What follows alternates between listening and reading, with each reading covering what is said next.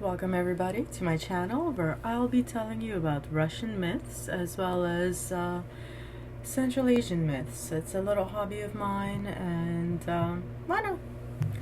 Anywho, today's fairy tale is called Vasilisa the Beautiful, and it is about a girl who has to go into the forest and meet Baba Yaga and face her dreams.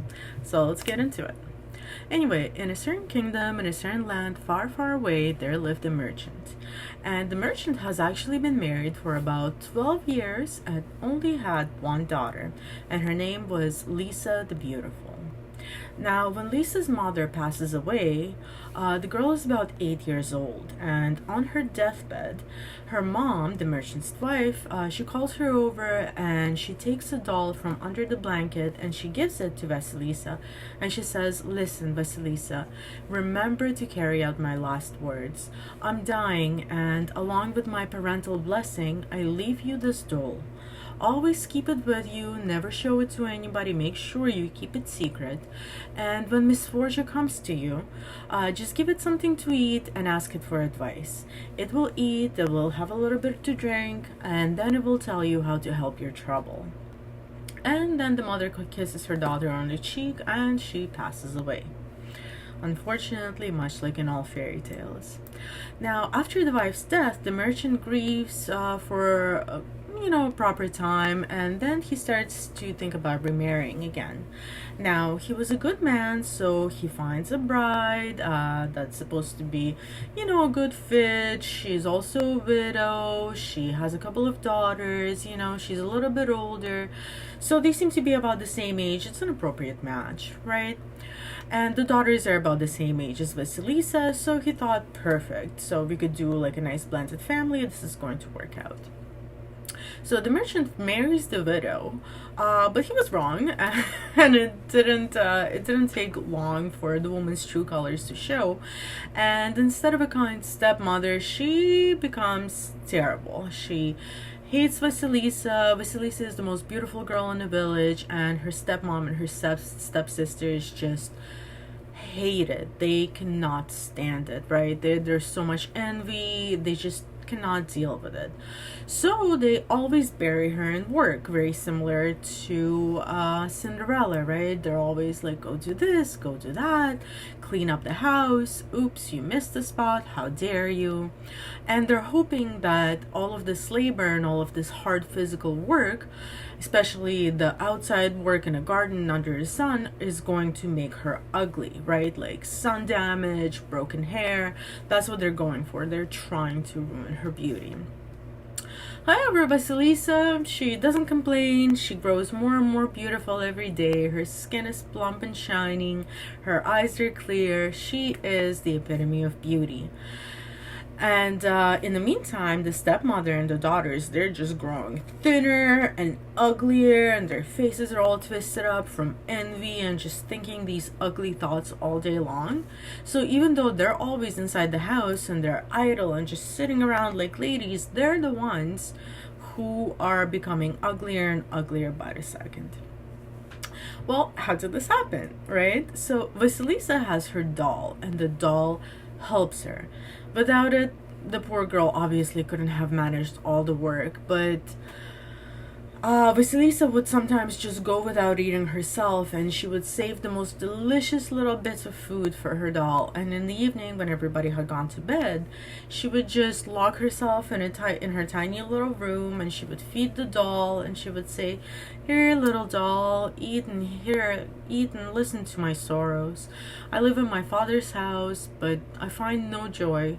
My wicked stepmother is driving me out of this world. Teach me, what do I do? How do I live?" Right? And the doll would eat, and she would give her some advice, and she would comfort her sorrow. So by the morning, the doll will have actually done all of Vasilisa's work. So she only really had to rest in the shade and pick flowers while the garden beds were weeded, and the cabbage was watered, and the water was fetched, and the stove was heated.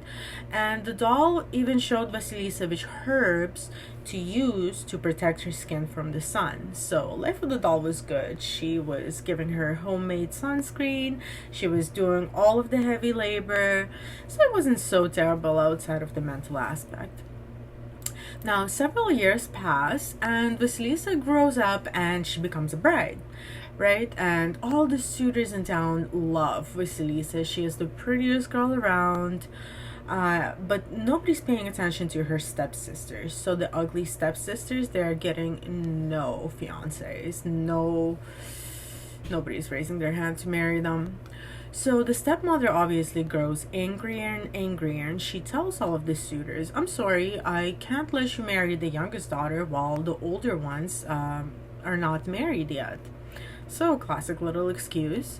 And after seeing the suitors away, she would vent her anger to Vasilisa, and she would beat her, basically. Not great. So one day, the merchant had to leave for a really long trip overseas, right? So the stepmother takes this opportunity and she moves everybody from their nice house to a new house. And this house is right on the edge of the dense forest, so the magical woods. And in the forest, on a clearing, stands a hut. And in the hut lives Baba Yaga. Now, she allowed nowhere near her, and she ate people, basically like chickens, just sucking out the bones. Now, after moving to the new house, the stepmother begins sending the hated Vasilisa into the forest for various things, but Vasilisa always returns home safely. The doll would show her the way and keep her away from Baba Yaga's hut, and she would just make sure to help her navigate these errands. Now the summer passes, and here comes fall, and the stepmother gives each of the three girls evening tasks. One has to weave lace, the other one has to knit stockings, and Vasilisa has to spin yarn.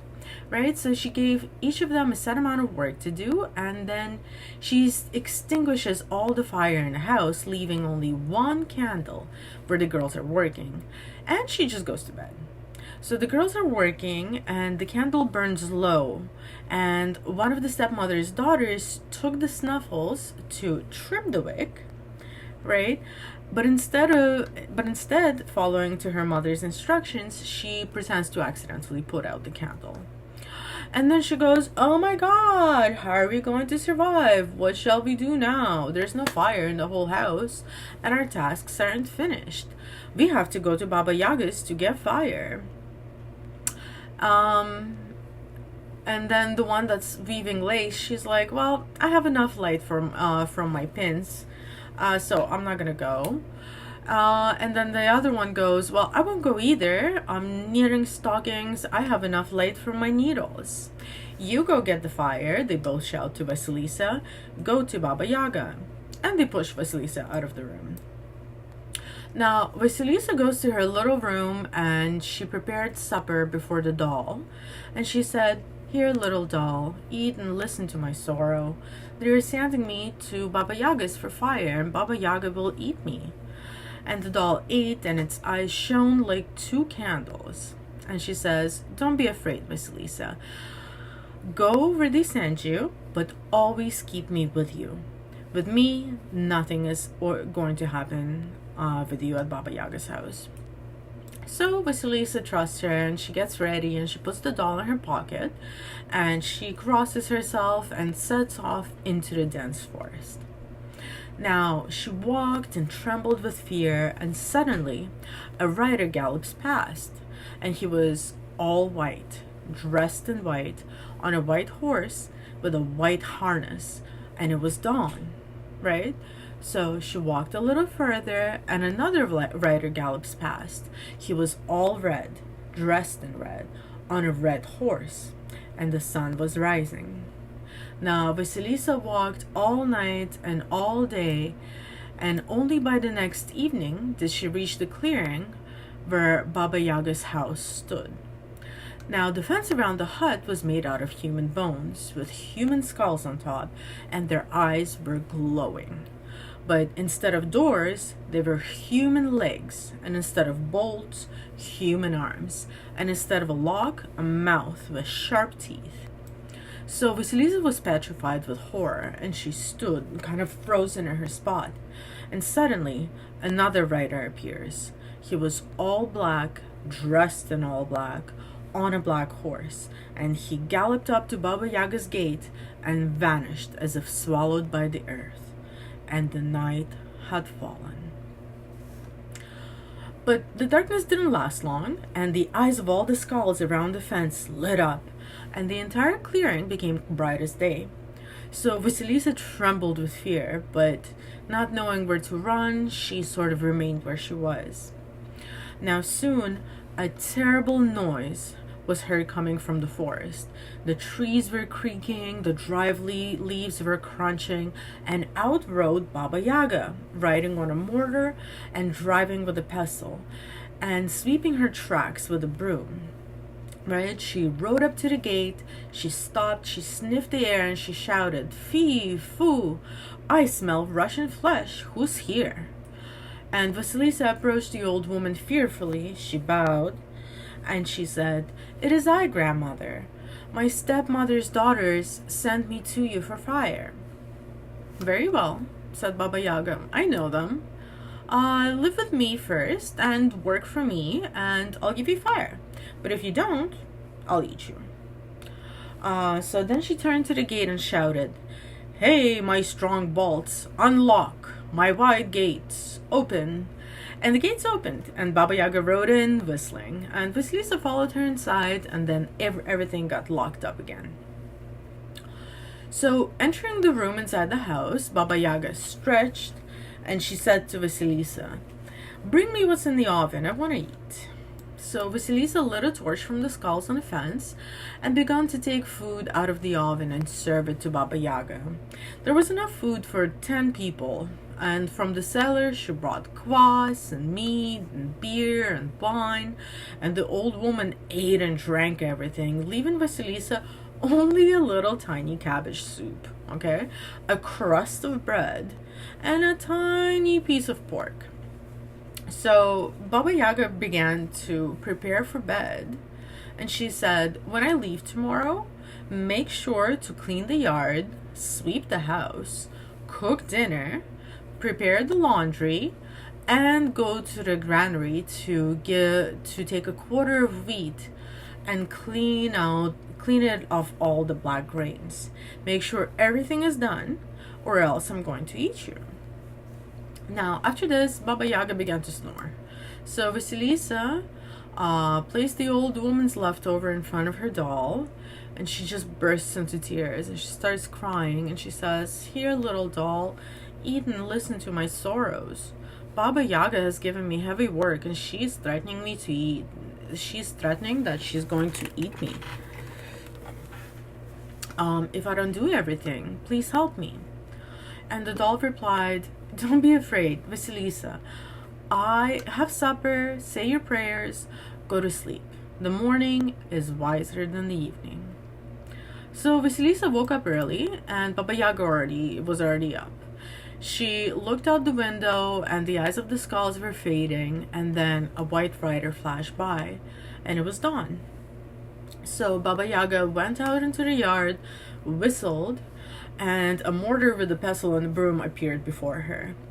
And then the red rider flashes by, and the sun rose. So Baba Yaga sat on her mortar and rode her out of her yard, driving with the pestle and sweeping her tracks behind with the broom. So Vasilisa was left all alone. Right? She looks around Baba Yaga's house, and she just marvels at the abundance of everything. And then she pauses to think about which task to start first. But when she looked, all the work was already done. The doll was just picking out the last black grains from the wheat. And Vasilisa's like, "Oh my God, my savior, you saved me from trouble. Thank you so much." And the doll says, "All you have left is to cook dinner." She climbs into Vasilisa's pocket. "Cook with God's blessing and then rest." So by evening, Vasilisa had set the table, and everything was waiting all nice and ready for Baba Yaga. So it began to grow dark, and a black rider flashes by the gate, and then it's completely dark, and only the skull's eyes are glowing. Now the trees creaked, and the leaves crunched, and Baba Yaga is coming. So Vasilisa greets her at the gate. "Is everything done?" says Baba Yaga. And Vasilisa goes, please, go see for yourself, mother, grandmother. And Baba Yaga goes and inspects everything, really annoyed that there's no reason to be angry. And she said, okay, good. And then she shouts, my faithful servants, dear friends, grind my wheat. And then 3 pairs of hands appeared and grabbed the wheat and carried it away. So Baba Yaga eats her dinner and goes to sleep. And again, she gives Vasilisa an order, right? She says, tomorrow, do the same thing as today, but also take some poppy seeds from the granary and clean them grain by grain. Someone out of spite mixes dirt into them, right? So the old woman turns to the wall and she begins to snore while Vasilisa feeds her doll. And the doll ate and said as before, pray to God and go to sleep. The morning is wiser than the evening.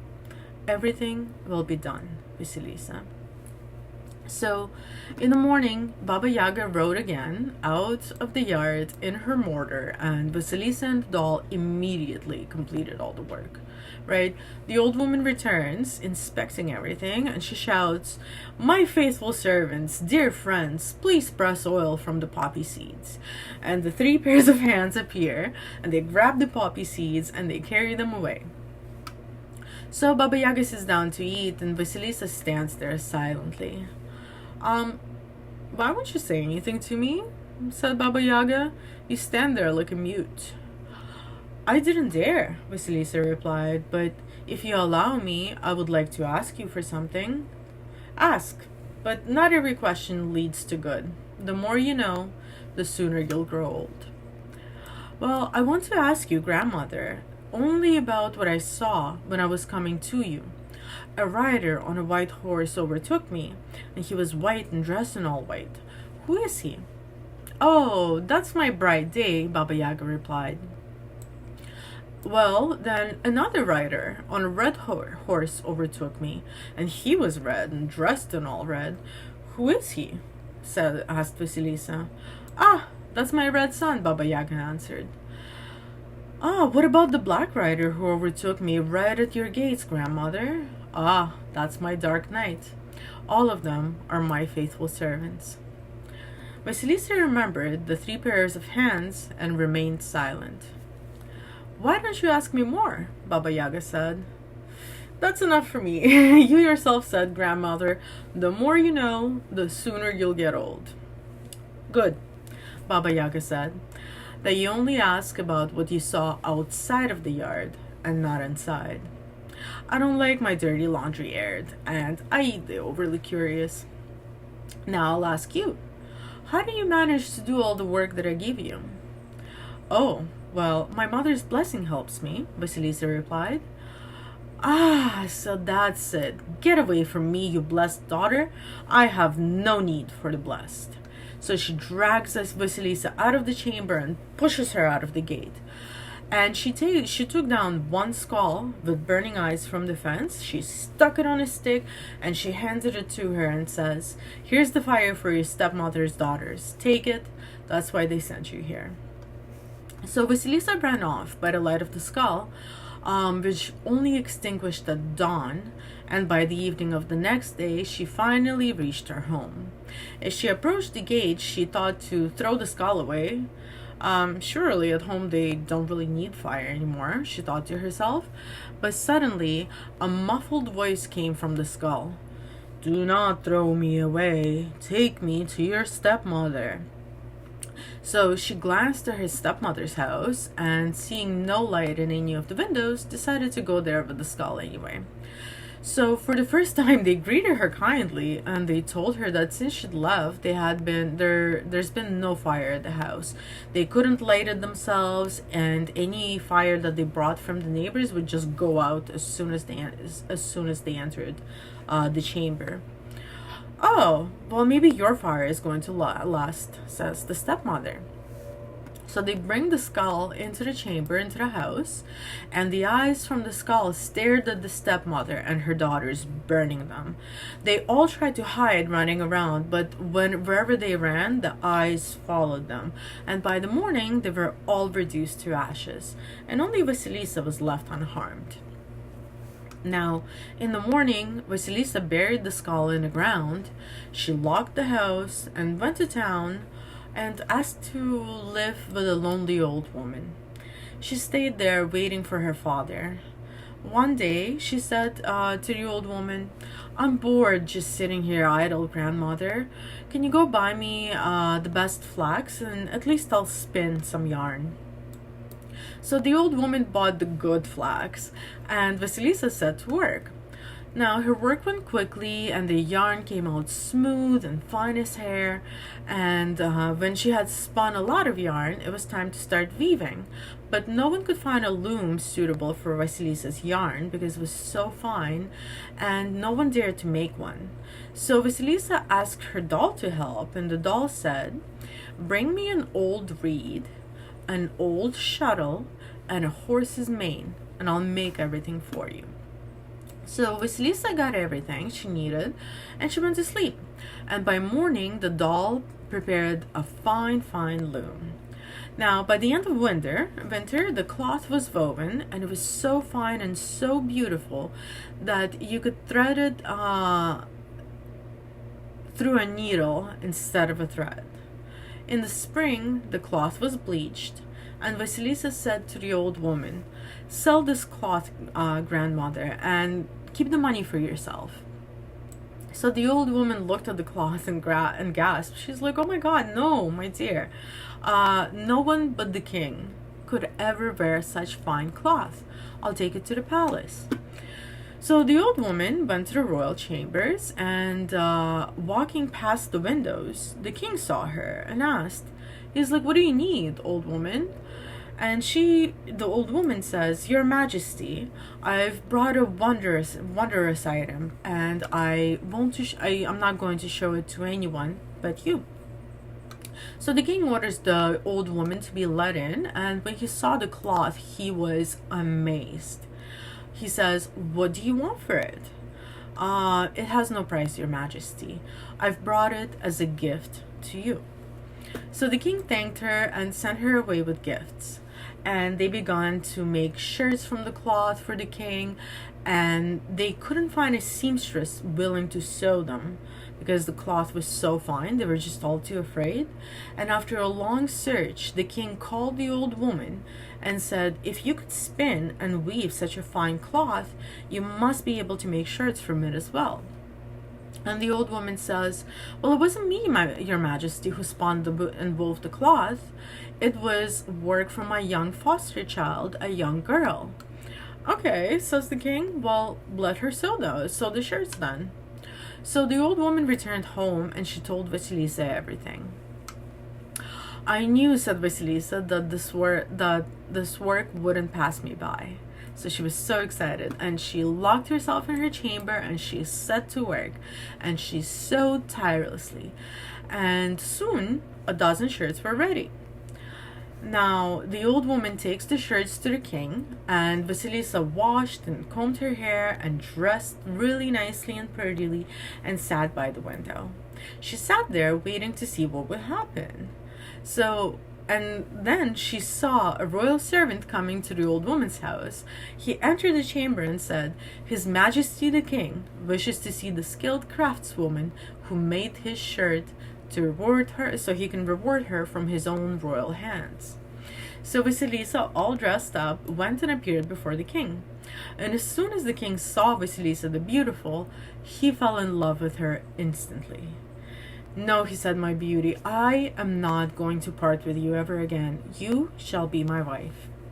And then the king took Vasilisa by her hands. He seated her beside him. And as soon as they held the wedding, Vasilisa's father returned shortly after. And he was so happy about her fate and stayed to live with his daughter. Vasilisa took the old woman in as well, and she carried her doll in her pocket for the rest of her life.